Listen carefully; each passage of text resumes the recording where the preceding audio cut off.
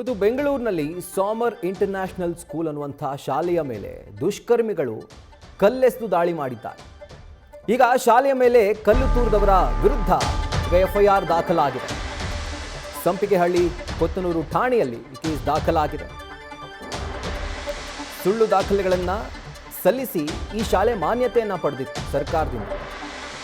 ಇನ್ನು ಈ ಶಾಲೆಯ ವಿಚಾರಕ್ಕೆ ಇಬ್ಬರ ಮಧ್ಯೆ ಕಾನೂನು ಹೋರಾಟ ಕೂಡ ನಡೀತಾ ಇತ್ತು. ಹೀಗಾಗಿ ಸ್ಕೂಲನ್ನು ಕ್ಲೋಸ್ ಮಾಡಿಸಿತ್ತು ಶಿಕ್ಷಣ ಇಲಾಖೆ.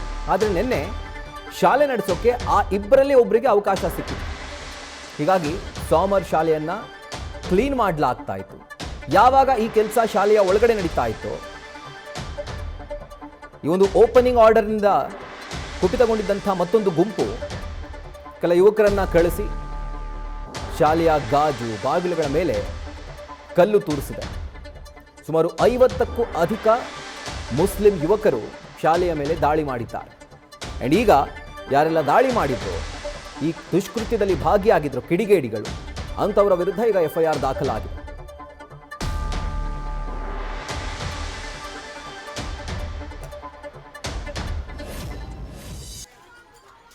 ಇದರ ಕುರಿತಾಗಿ ಡೀಟೇಲ್ಸ್ ಅನ್ನ ಕೊಡ್ತಾ ಹೋಗ್ತಾರೆ ನಮ್ಮ ಕರೆಸ್ಪಾಂಡೆಂಟ್ ಸವಿತಾ. ಈಗ ಫೋನ್ ಮುಖಾಂತರ ಜಾಯಿನ್ ಆಗಿದ್ದಾರೆ. ಸವಿತಾ, ಈ ಕಲ್ಲು ತೂರ್ತಿರೋರು ಯಾರಿಗಾದ್ರೂ ಶಿಕ್ಷಣದ ಮಹತ್ವ ಗೊತ್ತಾ ಅಂತ, ಯಾರಾದರೂ ಒಬ್ಬರಿಗೆ ಪರ್ಮಿಷನ್ ಸಿಕ್ಕಿದೆ ಅಂತಂದ್ರೆ ಸ್ಕೂಲ್ ಓಪನ್ ಮಾಡಿಸಿ ವಿದ್ಯಾರ್ಥಿಗಳಿಗೆ ಶಿಕ್ಷಣ ಕೊಡಿಸುವಂಥ ಕೆಲಸ ಆಗಲಿ ಅಂತ ಮುಂದೆ ಬರಬೇಕು, ಬಿಟ್ಕೊಡ್ಬೇಕು. ಇನ್ನೇನು ಹೋರಾಟ ಇದೆ ಕಾನೂನು ಪ್ರಕಾರ ಮಾಡಬೇಕು. ಅದನ್ನು ಬಿಟ್ಟು ಇಂಥವ್ರ ಕೈಯಲ್ಲಿ ಕಲ್ಲುಗಳಿದ್ದಾವೆ, ಇವರೆಲ್ಲ ಶಾಲೆ ನಡೆಸುವಂಥ ಯೋಗ್ಯತೆ ಇದೆಯಾ ಅಂತ ಇವ್ರಿಗೆಲ್ರಿಗೂ? ರಾಹುಲ್, ಆರಂಭಿಕ ಹಂತದಲ್ಲಿ ಏನ್ ಮೇಲ್ನೋಟಕ್ಕೆ ಏನ್ ಕಾಣುತ್ತೆ ಅಂದ್ರೆ ಇದು ನೀರಿನ ವಿಚಾರಕ್ಕೆ ಅಥವಾ ಕ್ಲೀನಿಂಗ್ ವಿಚಾರದಲ್ಲಿ ಶುರುವಾದಂತಹ ಕಿರಿಕ್ ಅಂತ ಗೋಚರ ಆಗುತ್ತೆ.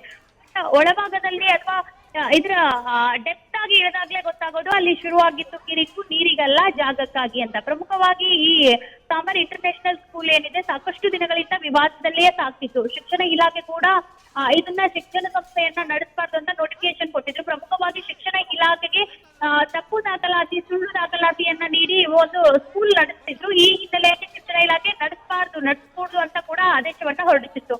ಅದಾದ ಬಳಿಕ ಒಂದಿಷ್ಟು ಇರಿಸು ಮುರಿಸು ಕೂಡ ಇತ್ತು. ಇಬ್ಬರ ಮಧ್ಯೆ ಅಂದ್ರೆ ಜಾಗದ ಲ್ಯಾಂಡ್ ಓನರ್ ಮತ್ತೆ ಸ್ಕೂಲ್ ಓನರ್ ಇಬ್ಬರ ಮಧ್ಯೆ ಒಂದು ಪೈಪೋಟಿ ಇದ್ದೇ ಇತ್ತು. ಈಗ ಕೋರ್ಟ್ ಕೂಡ ಹೇಳಿದೆ ಏನಂದ್ರೆ ಇದನ್ನ ಲ್ಯಾಂಡ್ ಓನರ್ ಏನಿದ್ದಾರೆ ನೋಡ್ಕೋಬೇಕು ಅಂತ. ಈ ಒಂದು ನಿಯಮ ಏನಾಗುತ್ತೆ, ಒಬ್ಬರಿಗೆ ಅನ್ವಯ ಆಗತ್ತೆ, ಇನ್ನೊಬ್ಬರಿಗೆ ಸಿಕ್ಕಿಲ್ಲ ಅನ್ನೋ ಇದರಿಂದ ನಿನ್ನೆ ಅಷ್ಟೇ ಲ್ಯಾಂಡ್ ಓನರ್ ಏನ್ ಮಾಡ್ತಾರೆ, ಬಂದಾಗಿರುವಂತಹ ಸ್ಕೂಲ್ ನ ಕ್ಲೀನ್ ಗೆ ಮುಂದಾಗ್ತಾರೆ. ಒಂದಿಷ್ಟು ಕೆಲಸದ ಮಹಿಳೆಯರನ್ನ ಕರೆಸ್ಕೊಂಡು ಬಂದು ಸಂಪೂರ್ಣ ಕ್ಲೀನ್ ಮಾಡ್ತಿರುವ ವೇಳೆ ಇನ್ನೊಂದು ತಂಡ ಏನ್ ಮಾಡುತ್ತೆ, ಇದನ್ನೇ ಗುರಿಯಾಗಿಸಿಕೊಂಡು ಪ್ರಮುಖವಾಗಿ ಆರಂಭಿಕ ಹಂತದಲ್ಲಿ ಇಡೀ ಬಿಲ್ಡಿಂಗ್ ನೀರು ಬರುವುದನ್ನ ಸಪ್ಲೈಯನ್ನ ಕಟ್ ಮಾಡ್ತಾರೆ.